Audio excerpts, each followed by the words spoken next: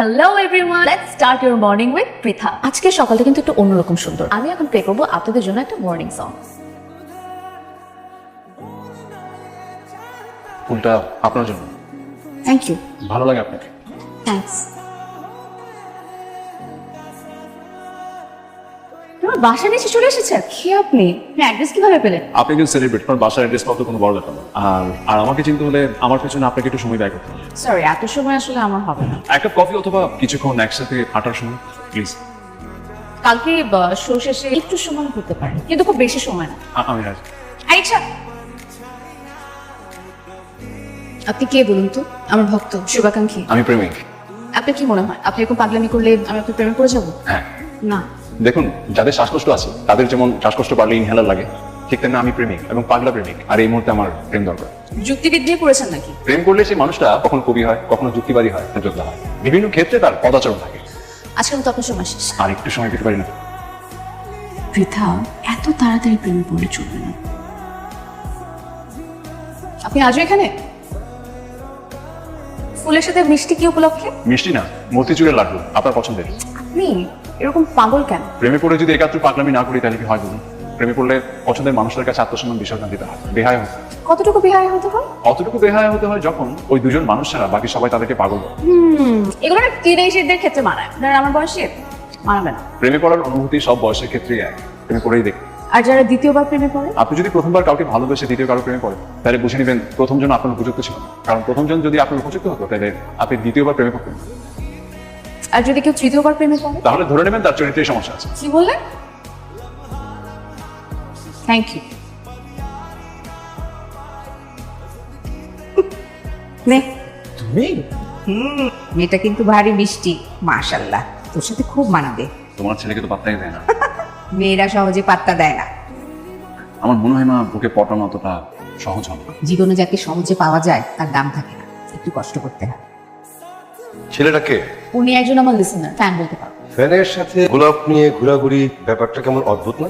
আহা বাবা, তুমি খুবই সামান্য একটা ব্যাপারে এরকম করে কথা বলছো। দেখো প্রীতা, তুমি হয়তো ভুলে গেছো তোমার একটা পাস্ট আছে, আর সেটা নিয়ে তোমার মা আর আমি এখনো সাফার করছি। বহু কষ্টে তোমাকে ওখান থেকে ফিরিয়ে এনেছি। এরপরেও তুমি দুইবার সুইসাইড করার অ্যাটেম্প নিয়েছো, সেখান থেকেও আমরা তোমাকে ফিরিয়ে এনেছি। আমি কিন্তু তোমার আর কোনো কথা শুনবো না, কথাটা যেন মনে থাকে।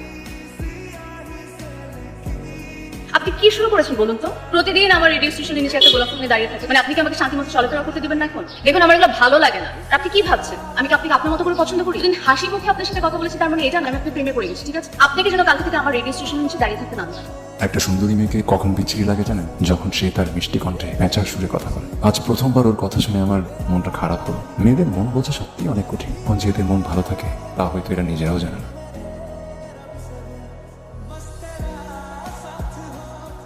রাতুলের সাথে সেদিন হয়তো বা খারাপ ব্যবহার করা আমার ঠিক হয়নি, কিন্তু এটা কেমন কথা? আমার একটু মন খারাপ ছিল, ও কেন বুঝলো না? আমি বললাম আর সে আশা বন্ধ করে দিল। আপনার জন্য। আপনার কাছ থেকে ফোন নেওয়া যাবে না। কেন?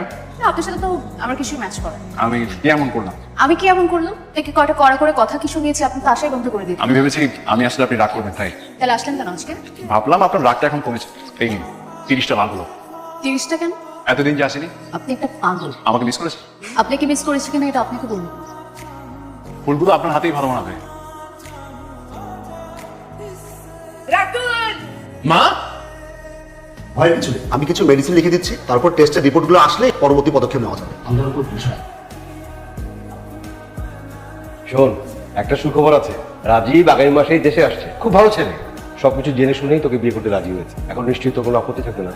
না বাবা, তোমরা যেটা ভালো মনে করো। That's like a good girl. ও কল করলে একটু কথা বলিস।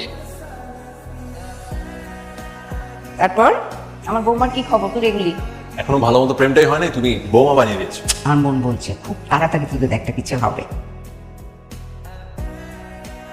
কি রে, তোর চোখে পানি কেন? হ্যাঁ, ও না মা, মনে হয় কিছু পড়েছে তো। আর একটু ভাব দিয়ে দিচ্ছি। এমন কি হতে পারে না রিপোর্টগুলো ভুল এসছে বা টেস্টের রিপোর্টগুলো ভুল? আমি সব রিপোর্টগুলো আরেকটা বার করেছি। মানে এটা তো হতে পারে না, মানে আমার মা ছাড়া আমি কেউ নেই। আমি আপনার সিচুয়েশনটা বুঝতে পারছি, ঠিক আছে? আপনি যেহেতু এত করেই বলছেন, আমি আবার স্যারের সাথে এই বিষয় নিয়ে কথা বলবো। আশা করছি আন্টির কিছু হবে না।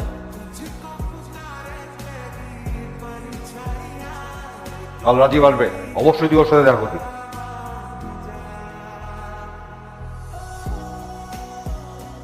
কেমন আছেন? ভালো আছি। বিয়ে নিয়ে আমার কিছু কথা আছে। যতটুকু রোজগার আমি করি আশা করি আমি আপনাকে সুখে রাখতে পারবো। খুব সুন্দর সব। আচ্ছা, আপনি কি আমার সম্পর্কে কিছু জানতে চান? তেমন কিছু না। হ্যাঁ রাতুল সাহেব, আপনার মায়ের রিপোর্টগুলো ওদের সামনে এসেছে এবং ডক্টরের সাথেও কথা বলে জানতে পারলাম আপনার মা একদমই সুস্থ আছেন। সত্যি? হ্যাঁ অবশ্যই, আর কোনো ভয় নেই, আপনি চিন্তামুক্ত থাকতে পারেন। Thank you so much doctor, thank you.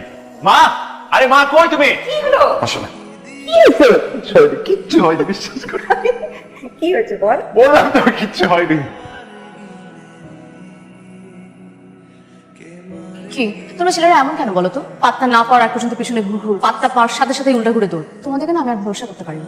Sorry আমার বিয়ে ঠিক হয়ে গেছে, তুমি সিদ্ধান্ত নিয়েছি বিয়েটা করে ফেলবো। পৃথা, আমি তোমার সঙ্গে যোগাযোগ করতে পারিনি কিন্তু এর পেছনে তো কোনো কারণ ছিল। আমি লাইফে অনেকবার বিট্রিট হয়েছি, এই মন ভাঙার কষ্ট তোমরা কখনো বুঝবে না। তুমি চলে যাও, তুমি আমার থেকে অনেক দূরে চলে যাও। তুমি এত দূরে চলে যাও যাতে আমি কখনো তোমাকে দেখতে না পাই। আর আমি জানি তুমি যদি আর একটু কাছে আসো তুমি আমার কষ্টের কারণ হবে।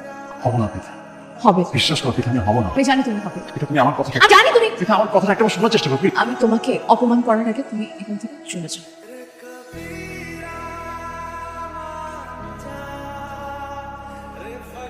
আরে আপনি?